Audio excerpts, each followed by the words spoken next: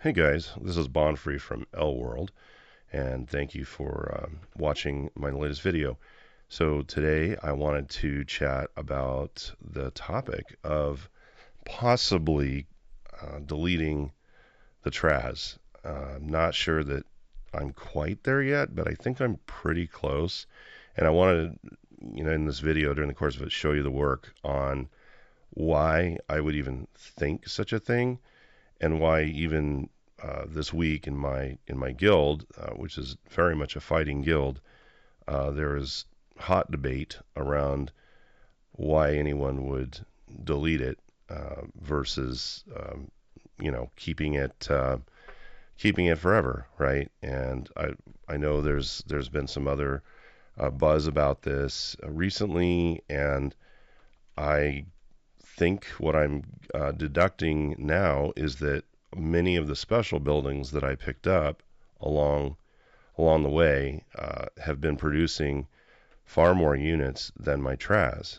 And so what I'm going to do is, for the purpose of just again showing my work, before I run out of finished special productions, I'm gonna run that right now because I just collected and I'm not really needing to show that part of this, just like, oh, this is me collecting or whatever, and this is my. I think there is an art to collecting. Don't get me wrong, and that's really important, using your BG and all those kinds of things. But for the purpose of this, I want to show how what my city is producing, both on a fragment basis and how that has just drastically changed the game from what it was even a couple of years ago, maybe even a year ago, actually.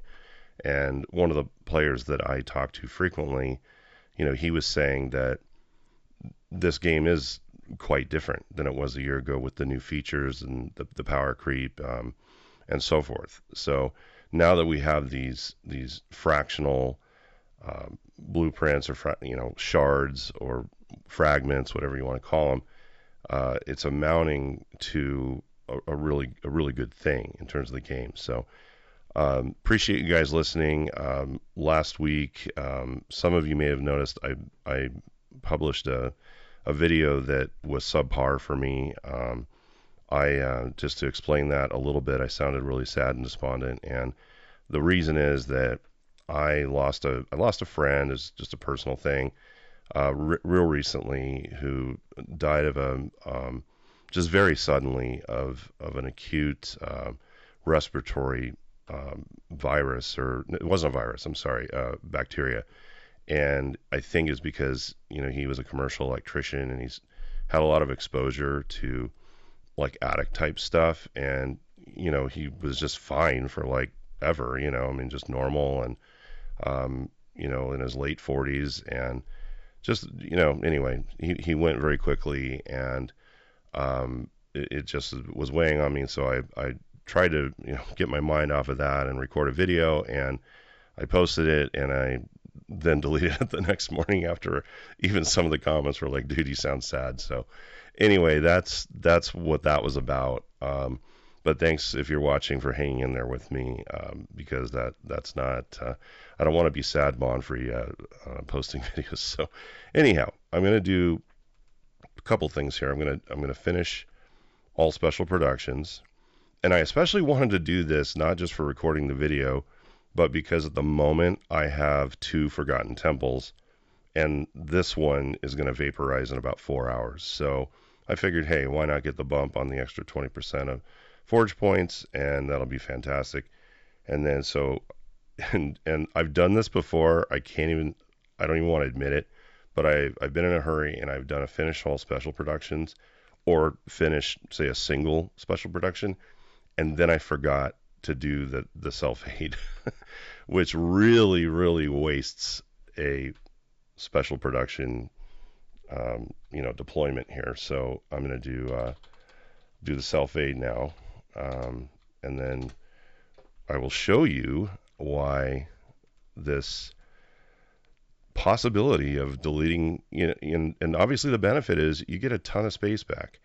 And those of you that have maybe paid close attention to my city, I have made quite a few changes since my rash of GB deletion videos a couple months ago, and I'm continuing to pretty aggressively do different things with my city just to leverage all of the advantages I've achieved just from playing the game and investing the time and so forth. So I was like, why not use that stuff? So I'm really focused on getting my arc to 175.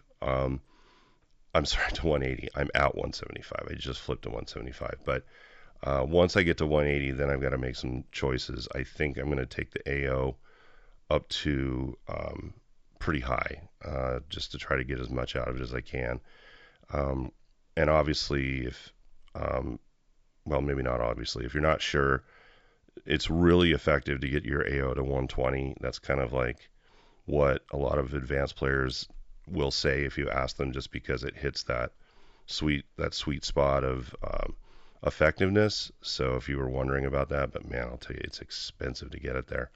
But of course, it's really expensive to get an arc to 180. And I've heard that the last two levels from 178 to 180 are extremely expensive. It's like, the FP demand goes way vertical. So I'm going to look into that. I'm going to use one of the calculators just to see what I'm in for on that, do some planning. But okay, back to the collection. So I'm just going to do a collect all, and then I'm going to show you specifically what is happening with the fragments that I'm getting, and also the units that I'm recruiting.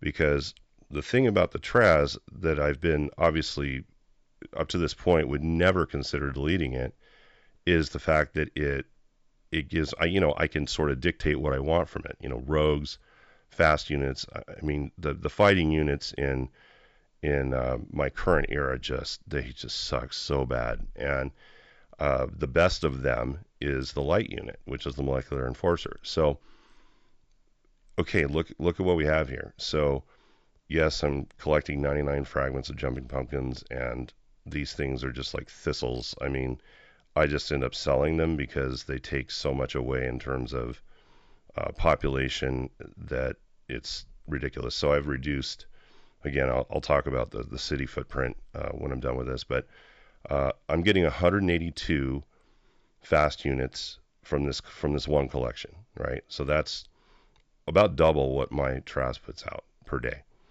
And then we'll continue on. I'm getting 144 rogues, which is now, okay, now I'm at, 300 units between those two, more than 300 units, and like whatever that is, and then plus 38 heavies, and it starts to go down from here. But you can see that just the way I've set my city up, that I have a substantial amount of new units I'm producing every day, just not from the Traz at all. Like, all I did was a special collection. Like, I didn't collect my Traz, right? I mean, for the purpose of this video. I'm really happy I'm getting 100-ish fragments of cider gardens every collection. That's amazing. The cider gardens have been and will continue to be a game changer for me in terms of my, being able to soak very high attrition. And it's great that they give you the stats they do. Okay, and then from somewhere else, I got another 13 fast units, 12 arties, 8 lights, and I think that's it. And then the other usual stuff, the other fragments I collect. So there you have it. I mean, I'm looking at roughly 300-ish units that I'm just getting independently of my Traz. And if I'm not, I can say pretty confidently that I would not smoke more than 300 units a day in fighting GBG, even at the highest levels I can go. There's just no way I could get that many fights in. Even if I were to fight, I guess maybe 5,000 battles in a GBG season, there's just no way I'm going to smoke that many troops. So, because I started noticing that my units just continued to really just start to add up. And I'm looking at, how did I end up with 8,000 permafrost drones? And because there was a time before I had a lot of these last events where I've gotten this creep where I've gotten these unit buildings. I mean, the donkey enclosures themselves making a lot for me. Um, and I like the fact that they're a pretty small footprint.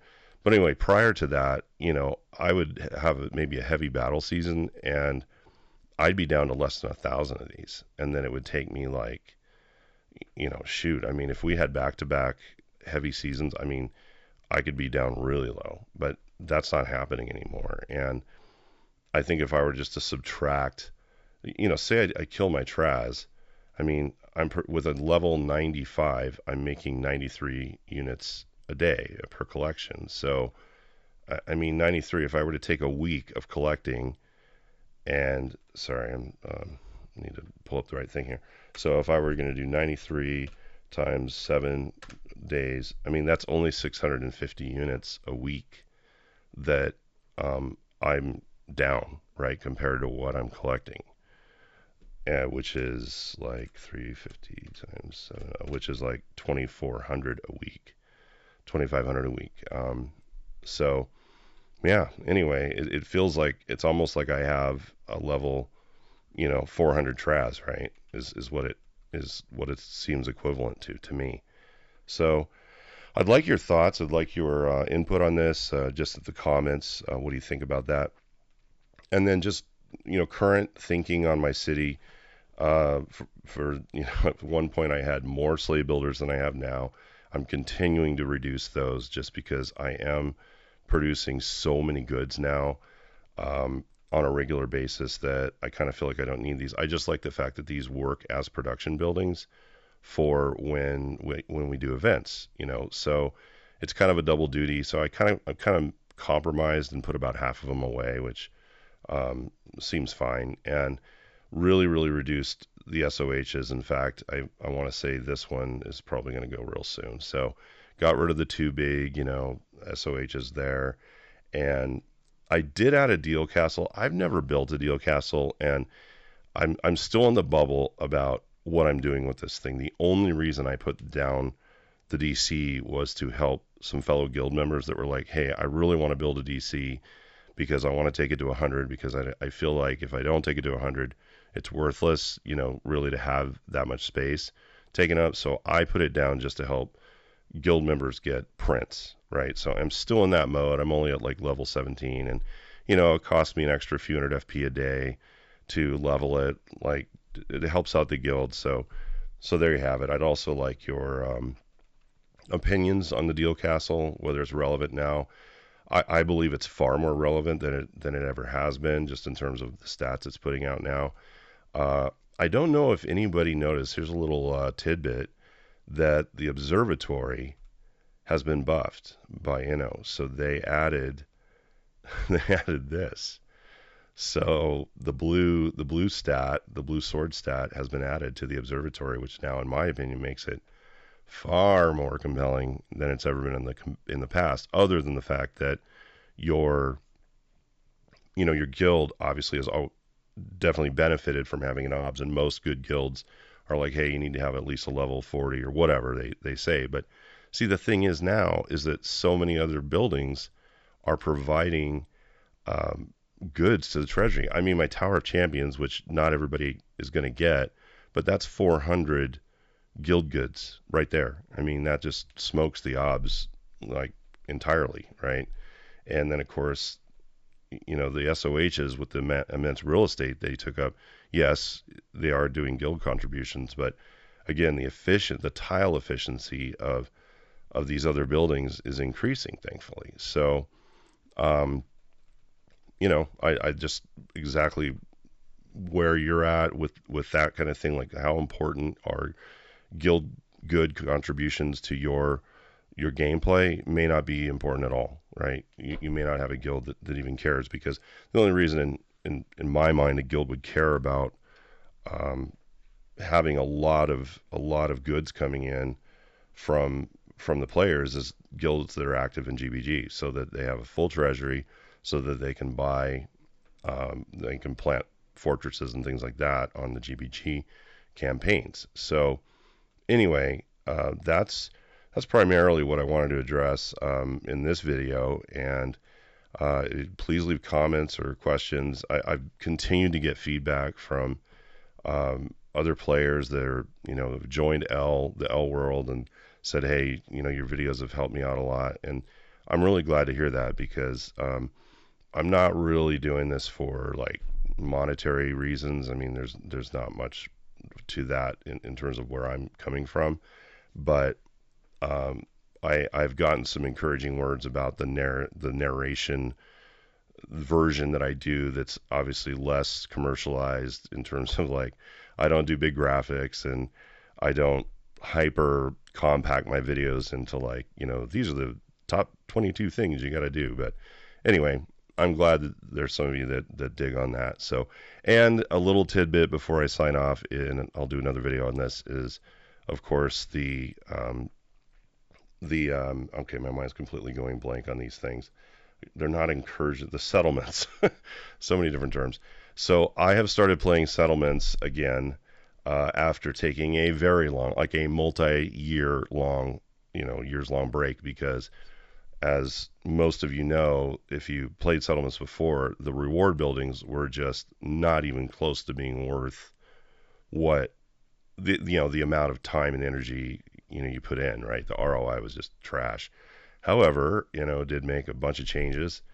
And so, for example, my Shinto temple went from making like 12 FP a day to 90 FP a day. And way other, like, it's just mind blowing to me, like, how much they nerfed this in a good way, in a positive way. So I have my level 9 Shinto, and I don't even have all the other buildings from the other settlements because I was like, screw this. I'm not spending any time on that because the rewards just aren't worth it. Well, now they are. They're super duper worth it. I mean, the Forgotten Temple is. I mean, look at these battle stats you get off of it. I mean, it's. Sorry, that's sorry, that's GE5. My bad. It was the one I was looking for. The Yggdrasil. Okay, so the Yggdrasil, I got from Vikings, and I mean, 48 FP, and obviously all these other stats, plus finished special production shards. I mean, just phenomenal, just absolutely fantastic. So now I'm going to play the other settlements and start drilling in so I can get all those buildings because, you run a collection with a blue galaxy on the Shinto. I mean, that's 180 FP, boom, right there. And I mean, shoot, there was a time when my entire city was 180 FP collection, right? So that's massive. And I will say one thing about getting the Shinto Temple. Yes, that's super cool at this point, but I also really enjoyed the Japanese settlement more than any of the other ones because it has like this mini game in it where you can negotiate, I think is what it was, and it allows you to get negotiations in, for example, extra ones if you say have burned up your GE negotiations and you're trying to run your SC. I mean, I killed mine, I deleted it because I don't need it anymore, but if you're in that that era span where you want to keep getting some benefits possibly from the SC on your negotiating, that gives you like four more negotiation attempts. So, on a daily, well, it's not daily, it's like every certain number of hours. But anyway, Japanese settlement, I really clicked with it, but Egypt, I never did. I just can't stand that settlement. I think it's just the visuals on it. It's just very, very beige and like, I think I had a hard time just seeing it, honestly, on my mobile. But anyway, I'm probably going to force myself to go back through all that because those buildings are just amazing now. Oh, and I also heard that if you deleted your old settlement reward buildings, such as Yoshinto or Yggdrasil or whatever, some of the other ones, Inno actually put them back into your inventory. Deleted ones, which I think is mind blowing to me. So it's super charitable of them and really cool, actually. So anyway, that's what I got for today. I'm going to wrap up. Thank you for watching, and please comment and take care. See you next time.